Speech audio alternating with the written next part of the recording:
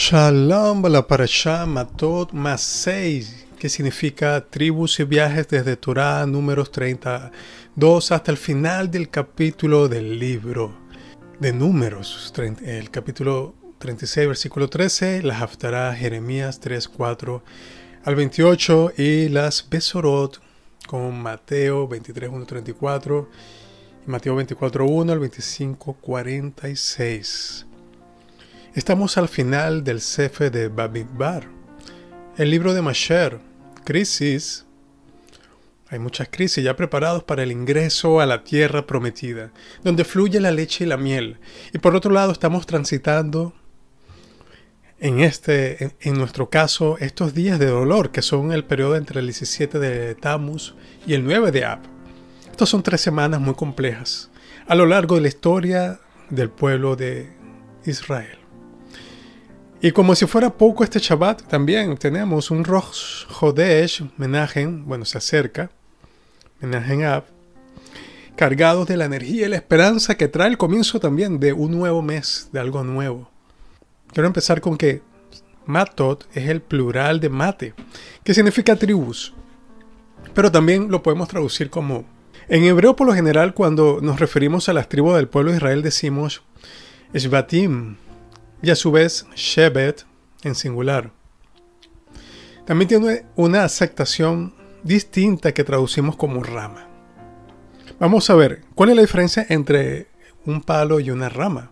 Nuestros sabios nos enseñan que Shevet es una rama, el cual también se encuentra unida a un tronco central, o que apenas fue cortada y que todavía retiene la savia dentro suya y mantiene su elasticidad. En cambio, cuando hablamos de mate nos estamos refiriendo tal vez a la misma rama, pero es una condición muy diferente porque ya está seca y dura y está separada. Puede estar separada o estar junto al tronco. Claramente los dos términos se refieren a situaciones muy diferentes del mismo elemento. Entonces veamos lo siguiente. Hasta aquí las tribus vieron una situación de Shevet. Estaban directamente conectados con la nube de gloria. Prácticamente se dice que dependían grandemente de la provisión del cielo para el sustento diario. Perfecto, el maná. Podríamos decir que estaban unidos al tronco directamente. Lo mismo que un bebé cuando está dentro del útero materno, unido por el cordón de la madre. Ciertamente es una situación de dependencia y podríamos decir también muy cómodo. Una gran comodidad. Pero resulta que esta situación está a punto de cambiar.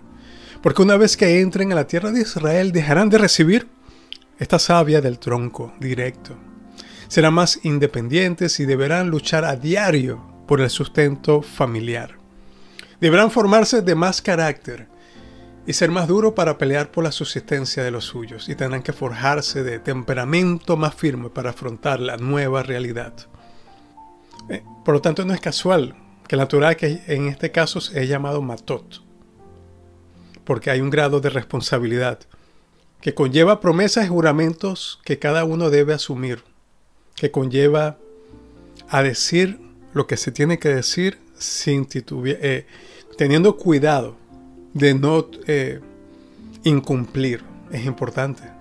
Como dijo Yeshua, que tú sí seas sí, que tú no seas no, que lo que tú digas lo puedas cumplir y que lo que no puedas cumplir, mejor callar. Mejor ser explícito y decir que tal vez se puede o tal vez no. Pero no prometer, no hacer falsas promesas. Que para uno tal vez no son falsas, pero para el otro tal vez se pueden tomar como falsas, porque no son claras. Una vez que las palabras salen de nuestra boca, debemos ser fuertes y firmes como un mate, como un palo, y asumir una responsabilidad que viene asociada. Veamos en el Didaje, en el capítulo 2, que este es un libro de los discípulos de Yeshua, de la época del segundo siglo, primer siglo, segundo siglo. Tiene enseñanza similar a lo que está en las cartas apostólicas y en los evangelios. Dice Didaje 2, versículo 3, dice: no perjurarás, no darás testimonio falso. No hablarás mal de tu prójimo y no serás vengativo. Y esto es un poco de amarás a tu prójimo como a ti mismo, no te vengarás. También Continúa. No serás doble ni tendrás doble lengua, pues trampa de la muerte es la doblez. Tu palabra no será mentirosa ni vacía, más llena de obra. Es decir, que uno de los principios que tenemos nosotros es que, así como decimos palabras, cuando uno dice palabra y dice, dijo cosas, las palabras están relacionadas. A pesar que la palabra es aire, que respiramos y expulsamos, se convierten en cosas, dice cosas. Así que no sean vacías, más llenas de obras. Por eso que también dabar, en hebreo también tiene el mismo significado de palabra a cosas. Y eso tiene que ver con que pasa mucho que se quiere prometer algo y dar ánimo a alguien también, pero algunas veces se puede estar no diciendo la verdad, o es un doble sentido, que aquí dice una doble lengua o bilingüe, porque no es la verdad. Hay mejores formas de prometer algo y hay mejores formas de ser sinceros con los demás y hasta con uno mismo. Es por eso que este Shabbat nos ayuda, y estos días también de estas 3 semanas que son complejas nos ayuda a pensar antes de hablar, a tener cuidado con lo que se pronuncia y asumir la responsabilidad de lo que hemos dicho también. Hoy en día, en muchos medios y algunos líderes que no son religiosos, por ejemplo, líderes cotidianos, parecieran que no tienen responsabilidad de su palabra, por lo cual se corrompe y nadie les cree. Por eso que la Haftarah de esta semana es la segunda de la serie de las Haftarot, y que no tienen que ver, usualmente tienen que ver con la parashá. Pero en este caso, como son los días, estas 3 semanas de dolor, donde hubo la destrucción del templo, que nos duele, del primero, segundo templo, hasta Yeshua sintió dolor por la de Jerusalén también.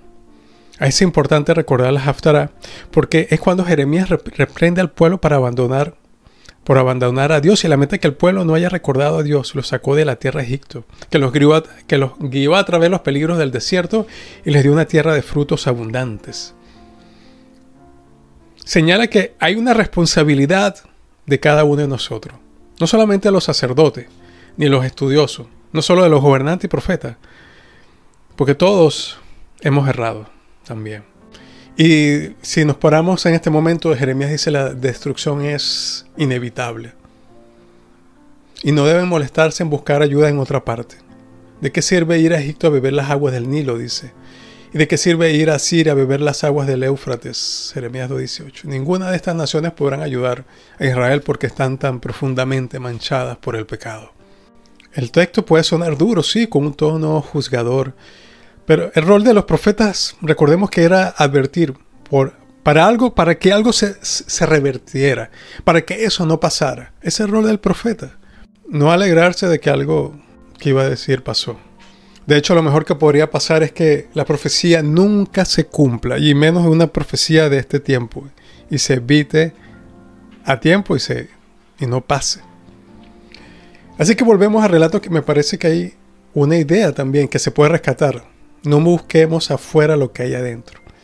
El pueblo de Israel, que debería estar como responsable, como Pablo, y Jeremías le dice, ninguna de estas naciones podrá ayudar a Israel porque está profundamente manchada por el pecado. Realmente intenta transmitir que la solución está en ti, que está dentro de Israel, que tú puedes resolver tus errores. Empieza por ti primeramente, los demás no pueden. Pídele a Dios, que Dios sí puede ayudarte. Comienza sanando adentro de ti. Sí, a reconocer las partes más difíciles y a ser maduros como ese palo, como ese maté. Y tal vez no haga falta irse lejos para buscar soluciones de algo que siempre estuvo cerca, que estuvo dentro de ti. De esa forma, sabes que tienes la solución. Y la solución es que puedes cambiar. No lo demás, pero sí puedes cambiar lo que tú respondas. En Números 32:1 viene la historia de las tribus de Rubén y Gad. Rubén y Gad piden establecerse en el Jardín. Y dice en el 1, mucho ganado tenían los hijos de Rubén y los hijos de Gad, y era muy numeroso. y vieron la tierra de Yaser y la tierra de Gilad. Y aquí que el lugar era un lugar propicio para ganado. Y fíjense que aquí menciona la palabra ganado 2 veces. Es decir, que para ellos era muy importante el ganado. Entonces vinieron los hijos de Gad y Rubén. Anteriormente habían dicho Rubén y Gad, y ahora Gad y Rubén. Y dijeron a Moisés, a Eleazar y al Cohen. En versículo 4 dice, el país que ha sometido el Eterno delante de la congregación de Israel es una tierra propicia para ganado, y tus siervos tienen ganado. Y dijeron, si hemos hallado gracia a tus ojos, sea dada esta tierra a tus siervos por posesión, no nos hagas pasar el Jardín. Entonces es importante la respuesta de Moisés a los hijos de Gad y los hijos de Rubén. ¿Acaso vuestros hermanos irán a la guerra y ustedes permanecerán aquí? ¿Por qué los desanimarán? Dice el versículo 7. El corazón de los hijos de Israel para que no pasen a la tierra que el Eterno les entregó el Eterno. Y él recuerda algo. En versículo 8 dice, así habían hecho vuestros padres cuando los envié desde Kadesh Barnea para que observaran la tierra. Y subieron hasta el arroyo de Escol, observaron la tierra y desanimaron el corazón de los hijos de Israel para que no entraran a la tierra que les han entregado el Eterno. Aquí es lo que se está refiriendo Moisés, que este punto, Moisés entra en una gran preocupación porque les recuerda el tema de los 12 espías, de los cuales eso causó la muerte de una generación. Es decir, lo que están pidiendo aquí Gad y Rubén es para Moisés en este punto, es muy peligroso y es uno de los puntos más álgidos de este libro de confrontaciones. Entonces Moisés dice, un momento, no me va a volver a pasar lo que nos pasó en la generación anterior, porque ese error les costó 40 años. 40 años de los cuales 38 no aparecen en la Torá. Es decir, como que si se hubiera perdido. Los errores nos pueden hacer perder mucho tiempo. Una vida, en muchos casos. La respuesta de Gad y los hijos de Gad y Rubén es, cercados para ovejas construiremos aquí para nuestro ganado y ciudades para nuestros hijos. Sí, pero nosotros iremos rápidamente delante de los hijos de Israel hasta delante, se pondrán de primero hasta que los hayamos introducido en su lugar. Entre tanto, nuestros hijos estarán en ciudades fortificadas por causa de los habitantes de la tierra. Es decir, que para tenerlos resguardados. No regresaremos a nuestra casa hasta que se hereden los hijos de Israel cada uno su heredad. Moisés lo ve un poco más claro. Ok, no va a ser igual, ustedes van a acompañar, todos vamos a entrar.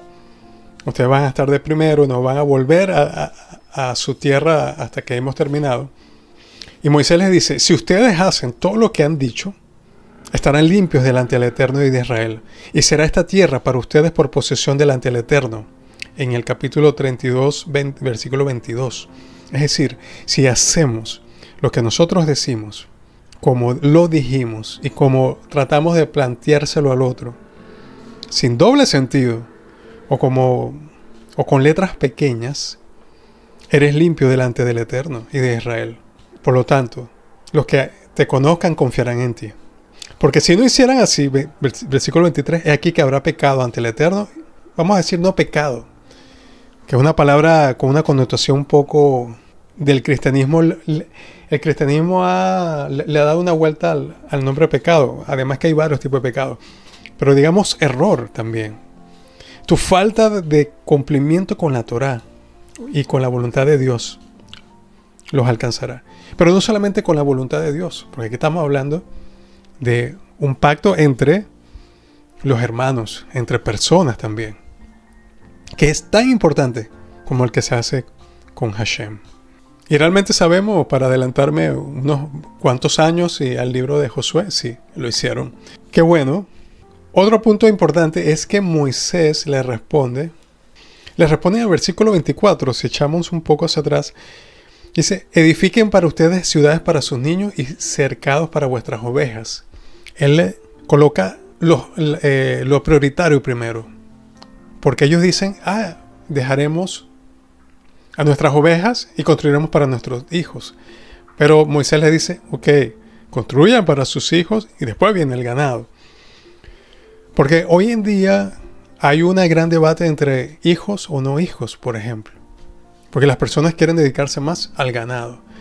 Pero en la Torá es importante la herencia. Es importante el tema de los hijos. Los hijos no están para quitarte tiempo en las cosas importantes. Porque los hijos son lo importante. Y es lo que dice acá. Los hijos son importantes. El ganado no es que no deja de ser importante, el sustento es importante. Pero primero los hijos. Y que podamos verlo así como Moisés le enseñó y Abraham también veía a sus hijos de primero. Podemos verlo como todos lo vemos. Como todos los líderes en la Torá. Los hijos que son el futuro es lo más importante. Y esta palabra que tú digas, ellos lo verán. Verán que tú cumples y ellos cumplirán. Y eso les dará sabiduría. Y eso les dará confianza y creará un mejor futuro para ellos. ¿Cuál es esta tierra que ellos están pidiendo? Si vemos en el mapa, ellos están pidiendo una tierra que es antes de entrar ellos se entra por el lado este. Por el lado este suelen ser también las guerras, y por ese lado es el lado en que se comenzó a entrar por Israel. Está la tribu de Gad y Rubén. Pero también, que es esa parte que hoy sería más o menos Jordania. También hay otro punto que recuerda a Moisés, y es ese punto que no solamente de los 12 espías que Moisés estaba recordando, también un punto donde unos hermanos entregaron a otros a su hermano. Un grupo de hermanos entregó a su hermano, y este hermano terminó siendo un esclavo en Egipto. Y estos son los hermanos de Moisés, los hermanos de Joseph. Luego Joseph engaña a sus hermanos cuando él ya es como el faraón. Él engaña a los hermanos y hay una cierta división en ese momento según los midrash rabínicos. Hay una cierta división, él quiere a su hermano Benjamín. Esto genera un gran problema. Y es más o menos para entender el nivel de lo que había pedido la tribu de Gad y Rubén. Bien, dice en el versículo 32-33, dice, les dio Moisés para los hijos de Gad, para los hijos de Rubén, y para la media mitad de la tribu de Menashe, hijo de Joseph, el reino de Sihón, rey de Morí, y el reino de Og, el reino de Bashán. Y por eso comenté lo anterior. ¿Qué hace Manasés aquí? Porque sabemos que Manasés es hijo de Joseph.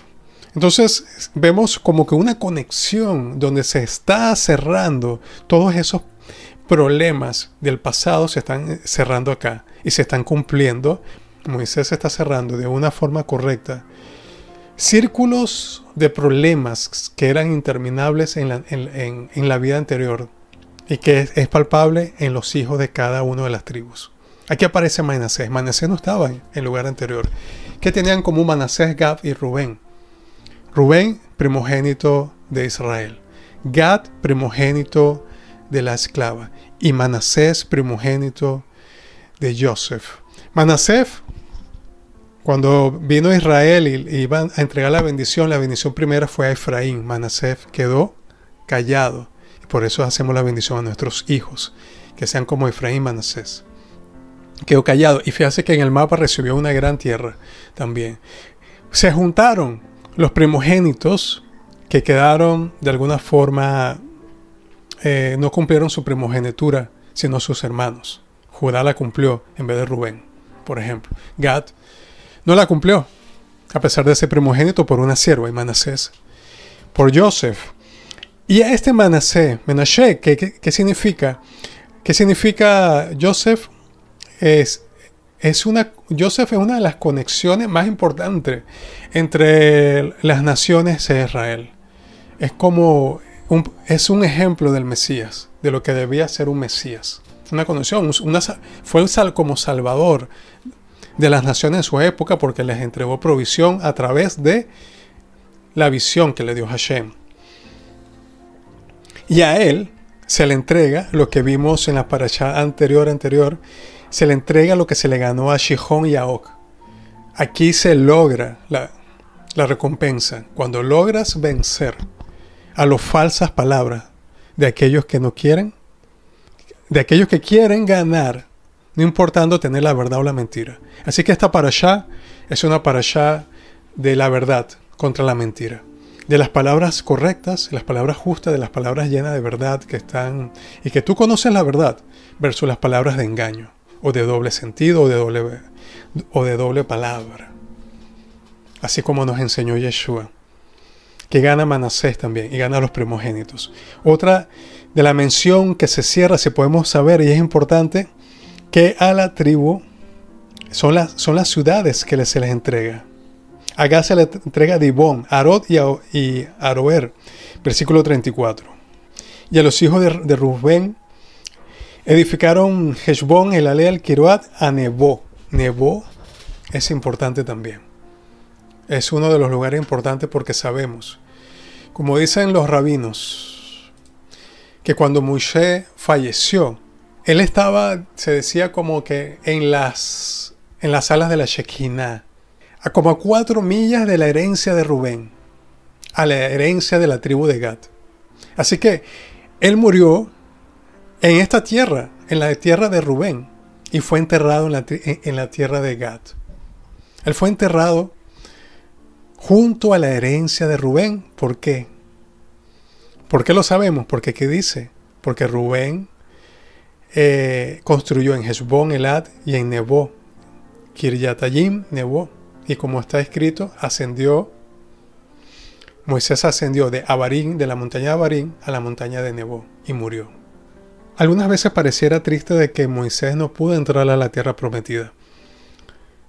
Pero lo que sí sabemos es que, por lo que dice aquí, sí entró a la tierra prometida. Lo que estaba haciendo Gad, lo que estaba haciendo Rubén, era pidiéndole a Moisés que nos dieran esta tierra. Que ellos se iban a esforzar por construir esa tierra para que Moisés pudiera fallecer y para que pudiera experimentar algo de la tierra que ha de venir. Moisés fue escoltado por los primogénitos de Israel, aquellos segundos primogénitos. Moisés no quedó solo, Moisés fue acompañado. Y aquí cambia toda la historia. A la final de tanto sacrificio, de la búsqueda de lo correcto y de las palabras, parecieran que estamos luchando por algo totalmente mayor que nosotros, pero sabemos que Hashem le entregó todos los enemigos a Israel. Y a pesar de todo esto, y a pesar de todo esto, sabemos que la solución está en ti. Así como los primogénitos, Gad, Rubén, Manasés, decidieron escoltar a Moisés y darle ese pedazo de tierra para que él pudiera fallecer después de todo allí y se pudiera cumplir esa bendición sobre Moisés. Así son los hijos de Israel. Y así seremos nosotros con nuestros hijos. Ese es el sacrificio también. Esa es la parashá donde sabemos que Hashem está con nosotros. Y que gracias a Yeshua, nosotros es la puerta de entrada hacia estas bendiciones, hacia esta enseñanza también. En el nombre de Yeshua HaMashiach. Amén.